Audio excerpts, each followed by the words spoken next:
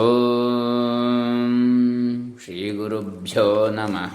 ಹರಿ ಓಂ ಶ್ರೀ ಗಣೇಶಾಯ ನಮಃ. ಡಾಕ್ಟರ್ ಕೃಷ್ಣಮೂರ್ತಿ ಶಾಸ್ತ್ರಿ, ದಂಬೆ, ಪುಣಚ, ಬಂಟ್ವಾಳ ತಾಲೂಕು, ದಕ್ಷಿಣ ಕನ್ನಡ ಜಿಲ್ಲೆ, Karnataka, Bharat. Intuitive approach of Shankara's Vedanta by Sri D.B. Gangulli. In this lecture series, we have already seen 7 sessions. Today's is the 8th session. 35th question. Who has ever taken the world which is Anatman to be I?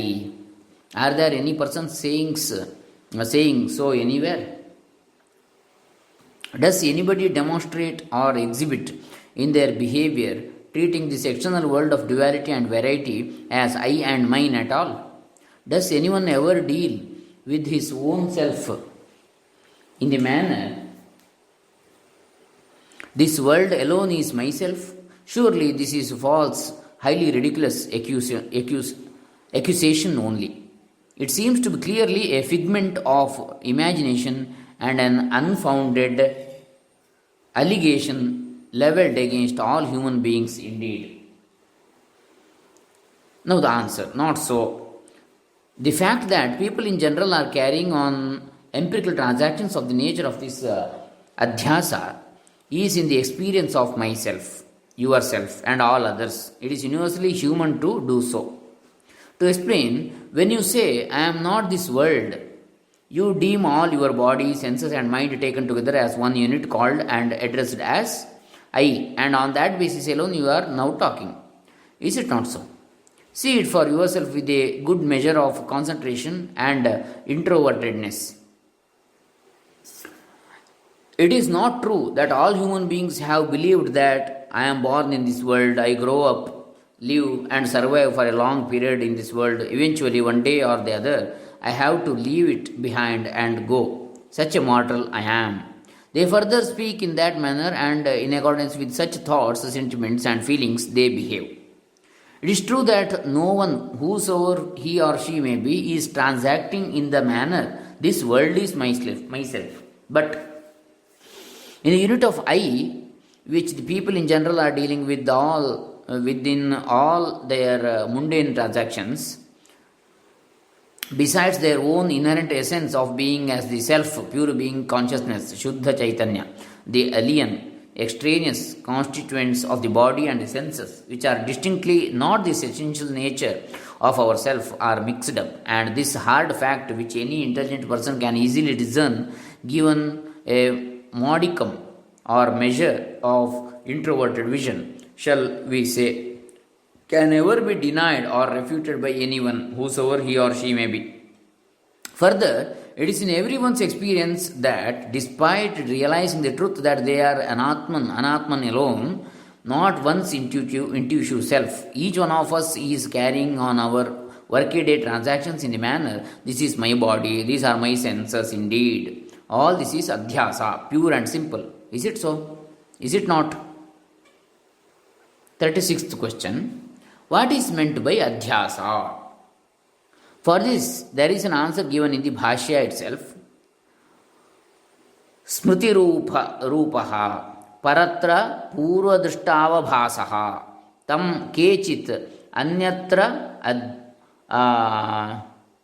anyadharmadhyasa iti vadanti kechittu yatra yadadhyasaha tadvivekagraha निबंधनो ब्रह्म इति अन्ये तु यत्र यदध्यासः तस्यैव विपरीत धर्मत्व कल्पनाम् आचक्षते सर्वथापि तु अन्यस्य अन्यधर्म अवभासतां न व्यभिचरति तथा हि लोके अनुभवः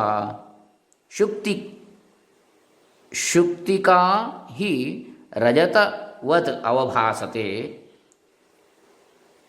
एकश्चंद्रः सद्वितीयवत् इति. Meaning of the form, nature of the memory, the appearance of a thing seen before is itself adhyasa.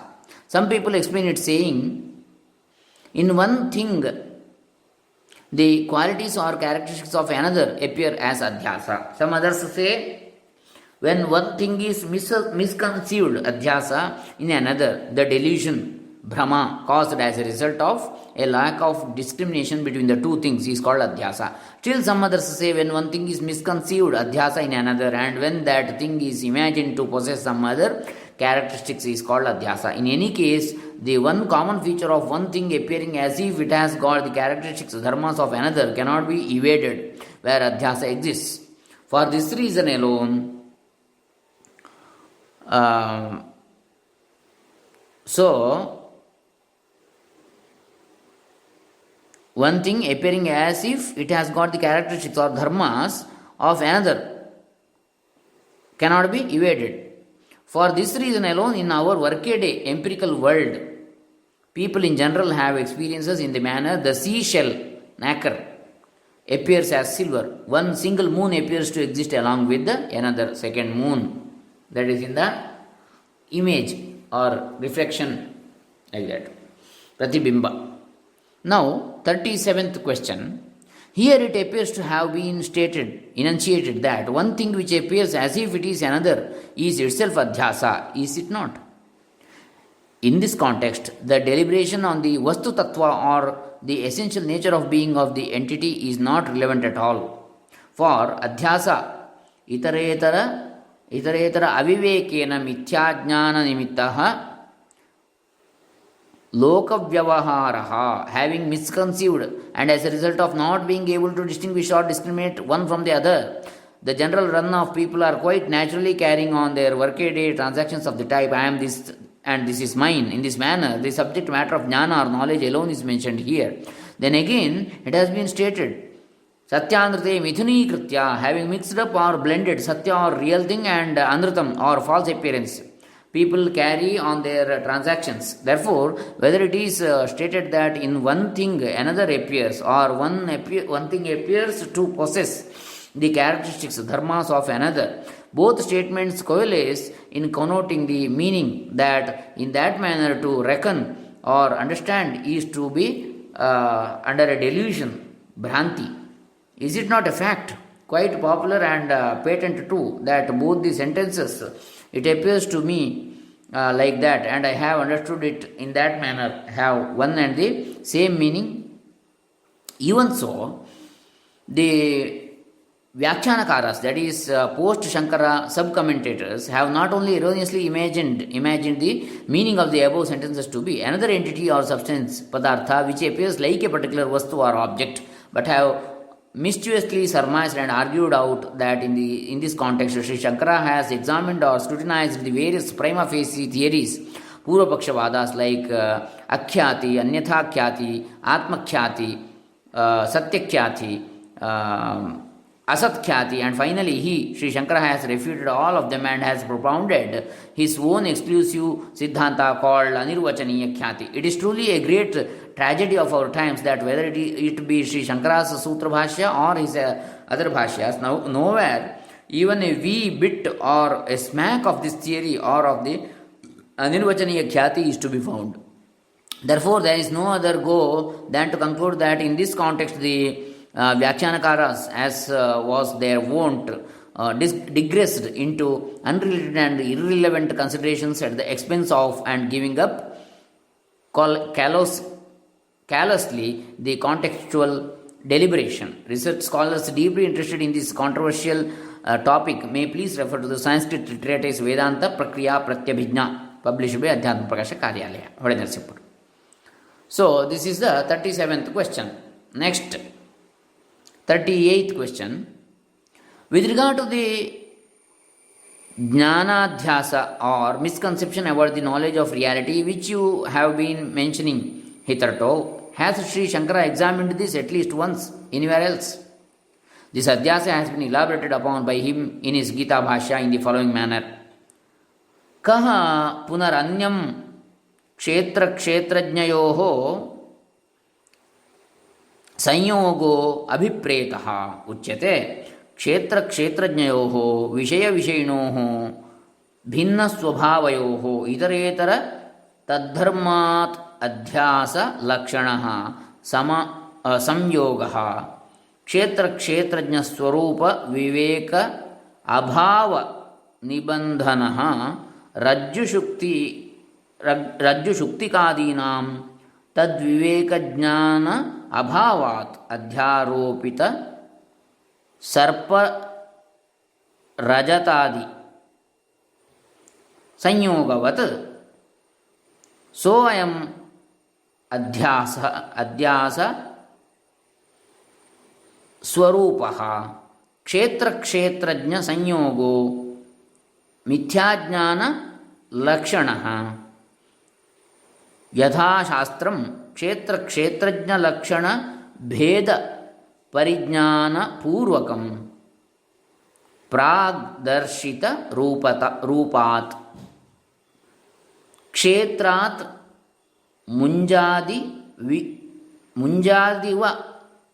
मुञ्जादिवेशिकां यथोक्त लक्षणं क्षेत्रज्ञं प्रविभज्य न सत् न असत् उच्यते इत्यनेन निरस्त सर्व उपाधि विशेषं ज्ञेयं ब्रह्मस्वरूपेण यः पश्यति क्षेत्रं च माया निर्मित हस्ति स्वप्न दृष्ट वस्तु गंधर्व नगराद इव गंधर्व नगरादिवत् असदेव सदिव अवभासते इत्येवं निश्चित विज्ञानो यः तस्य यतोक्त सम्यक् दर्शन विरोधात् अपगच्छति मिथ्या ज्ञानम. Now the 39th question. Please explain in detail the meaning of this long excerpt of the Bhashya. Question. What is the opinion of Bhagavan Sri Krishna as to what exactly is the sanyoga or association, union that has taken place or that exists between kshetra or the dwelling place and kshetrajna or one who dwells in it, one who knows it?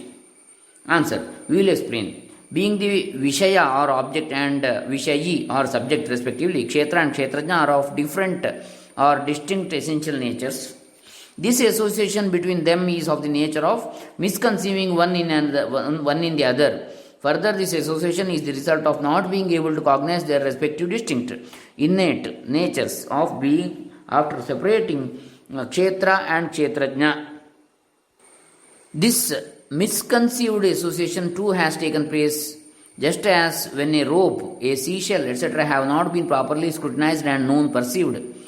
The association with the false appearances of projected snake, silver, etc. is misconceived. Such an association, union of the nature of adhyasa or misconception between kshetra and kshetrajna is necessarily and undubitably of the characteristics of mithya-jnana or false knowledge or misconception. One who clearly cognizes the differences or distinctions in their respective essential natures of kshetra and distinctions, kshetra and kshetrajna, in accordance with the shastraic teachings, separates the kshetra, the innate nature of which was described previously, from the kshetrajna, whose essential nature of being has already been explained. Just as one separates the stalk from a blade of tender grass and then, with the help of the shastraic teaching that it is neither sat real nor asat unreal, intuits or cognizes it, the latter, to be Brahman or the ultimate absolute reality, to be known, Jnaya Brahman, which is devoid of any distinct adjunct whatsoever, on the strength of its essential nature of pure being consciousness alone, further gets established in or fully convinced by the intuitive experience of the type that the kshetra thought, though it is really asat, just like an elephant created by maya or magic, an object seen in a dream, a celestial city, Gandharva Nagara appearing in the stellar region, etc., appears as if it is real to such a person, because to what is taught now as samyak jnana or correct knowledge of the ultimate reality of Brahman or Atman, this mithya ajnana is totally opposed. The later will vanish or will be falsified. This Gita Bhashya excerpt is like a replica of the Adhyasa Bhashya indeed. The salient features of the Gita Bhashya portion mentioned above are 1. Adhyasa means Mithya misconception. This truth has been repeatedly stressed. Second, it is also underscored that this Mithya is caused by or is the outcome of a lack of discrimination, Viveka Abhava, between the Vishaya or the object, here the insentient Anatman, and the Vishayi or the subject, here the eternally conscious principle of Atman or self. Third, it is also taught that Brahman, which is the ultimate reality and essential nature in the ultimate analysis of being Paramartha Tattva of the Kshetrajna, who is apparently the Jiva or transmigratory soul, is the absolute, transcendental truth or reality, Paramartha Satya, devoid of any kind of adjunct of characteristic whatsoever, Nirvishesha. Fourth, Kshetra means the conglomeration of the gross and subtle bodies, Sthula, Sukshma, Karana, Samudaya. It is also pointed out that this Kshetra is just like the Mayahasti or elephant projected by magic, Swapna Drishta Vastu or an object seen in a dream, Gandharva Nagara or a celestial city seen in the stellar region, etc., a mere appearance of an Anruta Padartha or false object of perception. Finally, it is affirmed that by virtue of the intuition knowledge of the essential nature of being of Atman, the ultimate reality gained from the discrimination, Vivechana or Viveka, the Mithya which is truly of the nature of Adhyasa gets sublated, falsified. This alone is the quintessence of Adhyasa Bhashya. Unfortunately, such a clear teaching written in no uncertain terms and giving no room whatsoever for any ambiguity or alternative interpretation had been totally discarded, and on the contrary, it was mischievously distorted in the manner.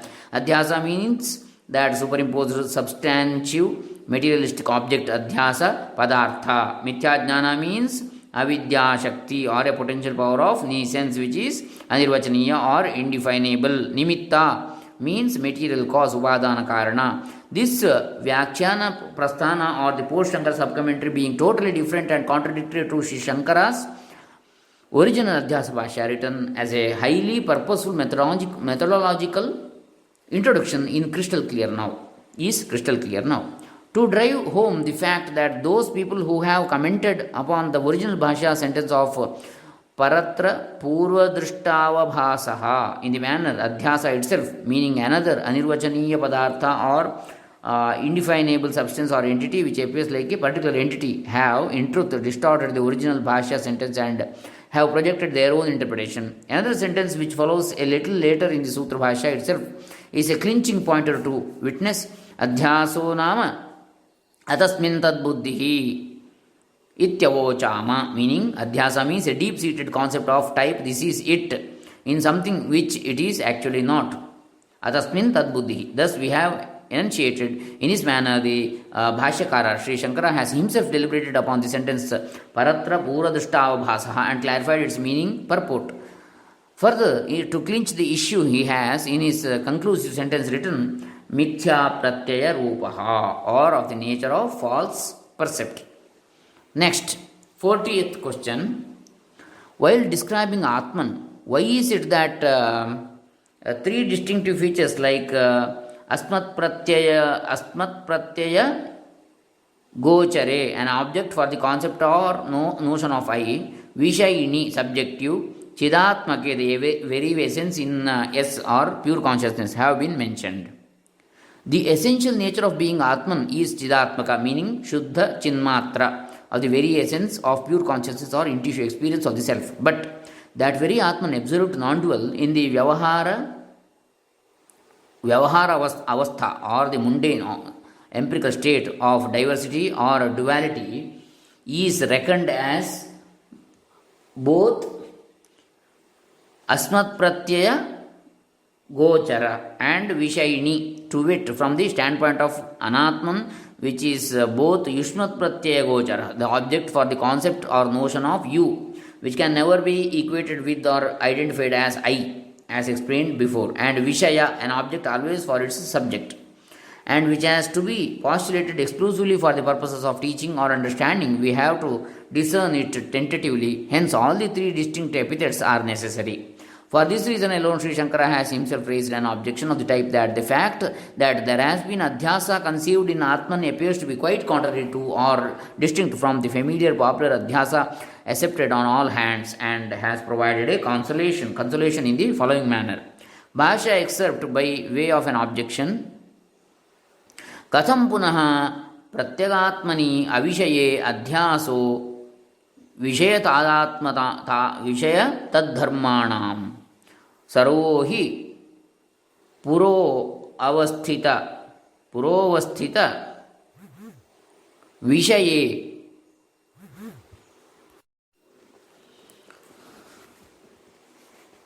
पुरो अवस्थित विषये विषयांतरम अध्यस्यन्ति युष्मत् प्रत्ययापेक्षया च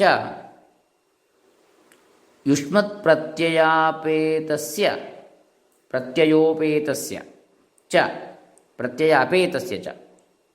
प्रत्यगात्मनो अविषयत्वं ब्रवीषि. This objection has been raised in order to elucidate and elaborate upon the spiritual teaching that Atman exists as an object for the notion or concept of I. Reading the Sanskrit in English letters is very difficult. If it is in Sanskrit only, easily you can read. But reading one language in another scripture, another letters, another language's letter, it is very difficult. Okay. The purport behind the element of doubt implicit in this objection is, it is seen that people in general misconceive one thing in another thing. For example, a rope which is lying in front of anybody is wrongly taken or reckoned to be a snake. But it is not true that anyone reckons one particular entity, which is paroksha or beyond the range of sight or invisible, and which is not at all an object for any instrument of cognition whatsoever, as something other than that entity. Is it not? For this, the consolation is, uchyate na tavad अयम एकांतेन अविषयः अस्मत्प्रत्यय विषयत्वात् अपरोक्षत्वात् च प्रत्यगात्म प्रसिद्धेः न च अयमस्ति नियमः पुरो अवस्थित एव विषये विषयान्तरम् अध्यसितव्यम् इति अप्रत्यक्षे अपि ह्याकाशे बालास्तल मलिनताद्यध्यस्यन्ति बालास्तलमलिनतादि अध्यस्यन्ति एवं अविरुद्धः प्रत्यगात्मनि अपि anatma adhyasaha. The purport of this consolatory bhashya is, because of the reason that Atman, like Anatman, is not an object for the concepts of you, this, we have called him Vishayi or subject, cognizer, and not because of the reason that he can never be reckoned as an object at all. For this is, there is no rule of law like that to explain. He is an object for the notion or concept of I. Hence, it amounts to misconceiving one thing in another thing indeed. If it is your contention or stipulation that the phrase in an object must be interpreted only to mean in an object which is perceptible, then there is no universal rule of law at all to the effect that always in the case of a perceptible object or thing alone, misconception should occur. For example, Akasha or the sky, empty space, is not perceptible, apratyaksha. Even so, it appears to everyone as if it is above our heads and in its lower regions it is of a blue color.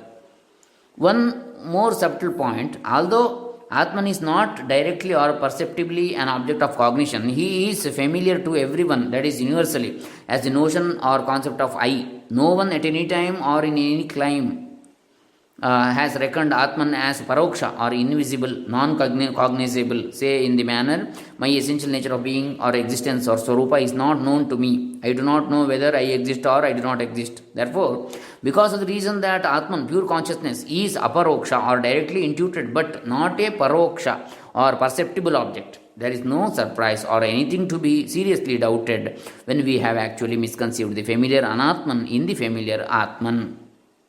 Next, the 41 question number 41.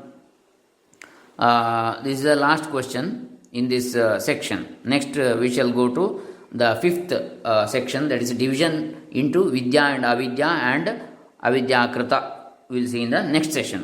So, last question and answer we will see now in this section. The question is 41st. Is it acceptable to the Bhashyakara that Atman is an object for the aham pratyaya or concept or notion of I or not? Why has he given one particular answer having accepted in this manner that he is an object and yet another answer without accepting that he is not an object, and thus has confused everyone, giving two mutually contradictory answers? Answer. He has accepted in the empirical transactions that Atman is an object for the notion of I, just like the Bhattas, Purvamimamsakas, predominantly ritualists. But his supreme final spiritual teaching, Parama Siddhanta, is the pure consciousness as the witnessing principle, which is the essential nature of being of Atman, Sakshi, Chaitanya, is always a non-percept or non-concept, never an object for cognition through any means or medium. For this conclusion, there is full support to be found in Sutra Bhashya and Gita Bhashya. For example, in Sutra Bhashya, पुत्र भार्यादिषु विकलेषु सकलेषु वा अहमेव विकलः सकलः वा इति बाह्यधर्मान् आत्मनि अध्यस्यति तथा देहधर्मान् स्थूलोऽहं कृशोऽहं गौरोऽहं तिष्ठामि गच्छामि लङ्घयामि च इति तथा इन्द्रियधर्मान् मूकः काणः क्लीबः बधिरः अन्धोऽहम् इति तथा अंतःकरण धर्मान् काम संकल्प विचिकित्सा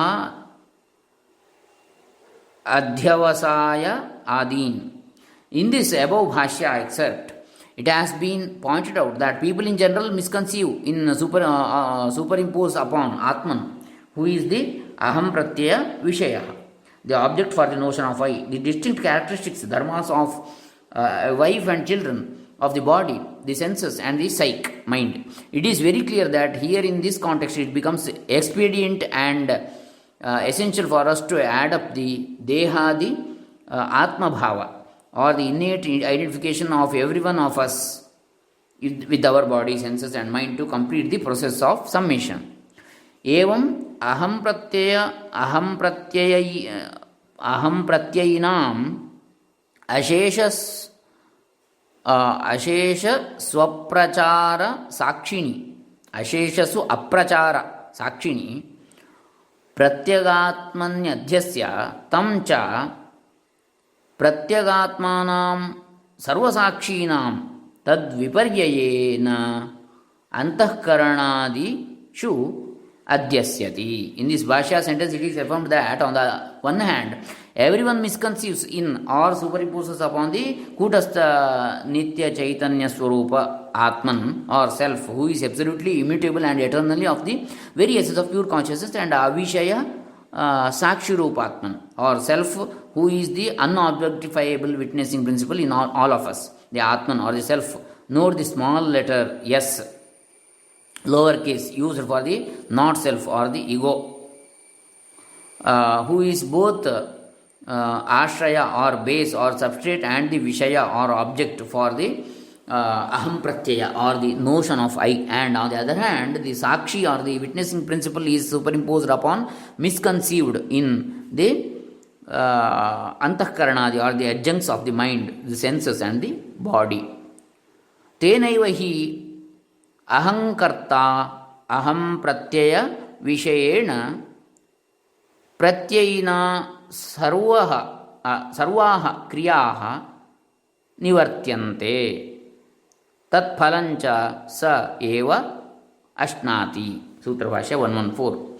In this Bhashya sentence, it has been further affirmed that Atman, who is the substrate as well as object for the notion of I, is himself the Kartru or the agent of action as well as the Bhoktru of the enjoyer. Therefore, it is tantamount to saying that Sri Shankaracharya's genuine teaching is that in our empirical workaday transactions, Vyavahara, Atman is Aham Pratyaya Vishaya or the object for the I notion, while from the standpoint of Paramartha Sakshi Rupa or the absolute transcendental reality of the witnessing pure consciousness, he is never an object. In addition to this,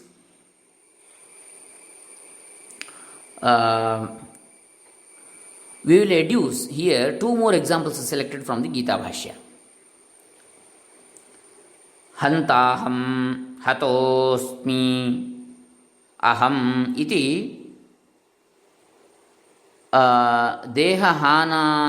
ದೇಹಹನನೇನ ಆತ್ಮಹನನಂ ಅಹಂ ಪ್ರತ್ಯಯಂ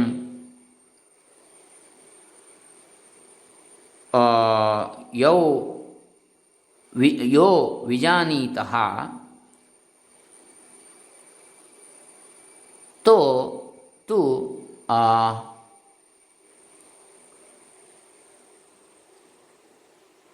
ಆತ್ಮ ತತ್ವ ಅನಭಿಜ್ಞೌ ಇತ್ಯರ್ಥಃ. ಯೌ ವಿಜಾನೀತಃ ತೌ ಆತ್ಮತತ್ವ ಅನಭಿಜ್ಞೌ ಇತ್ಯರ್ಥಃ. ಗೀತಾಭಾಷ್ಯ 2:19.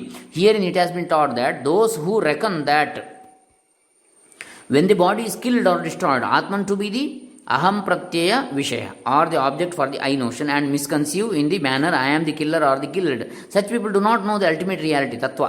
In this context, the purport of Bhagavan Sri Krishna's teaching is clearly that Atman's Sakshi Swarupa or the essential nature of being as the witnessing pure consciousness is never an object of any mental concept or notion. Evam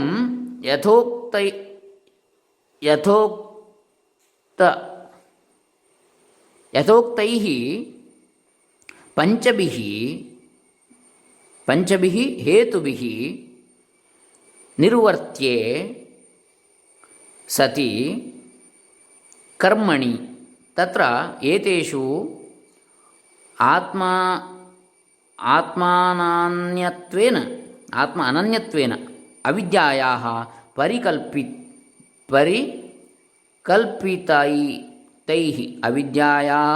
अविद्यया परिकल्पितैः क्रियमाणस्य कर्मणः अहमेव कर्ता इति कर्तारम्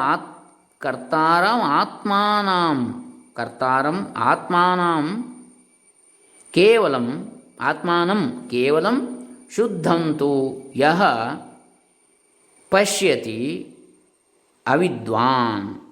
कस्मात् वेदांत आचार्य उपदेश न्यायैः अकृत बुद्धित्वात् असंस्कृत बुद्धित्वात् न स प्रत्यात्म न स पश्यति आत्मनः तत्वं कर्मणो वा इत्यर्थः. Gita Bhashya 18:16. In this Gita Bhashya excerpt, it is taught that one who reckons Atman, who is associated with the adjuncts of the body, the senses and the mind, as the Kartru or an agent of action, is an ajna or ignorant one. In any case, thus it has been concluded that the Siddhanta acceptable to Sri Shankara is Shuddhatma or the pure absolute self or pure consciousness is Akartru or not an agent of action, while the Atman, who is the Aham Pratyaya Vishaya or the object for the I notion, is the Kartru or the agent of action, Pramatra. It is also further established that in Atman both Aham Pratyaya Vishayatva and Kartrutva Bhoktrutva are reckoned by virtue of Adhyasa alone. So this ends the section 4.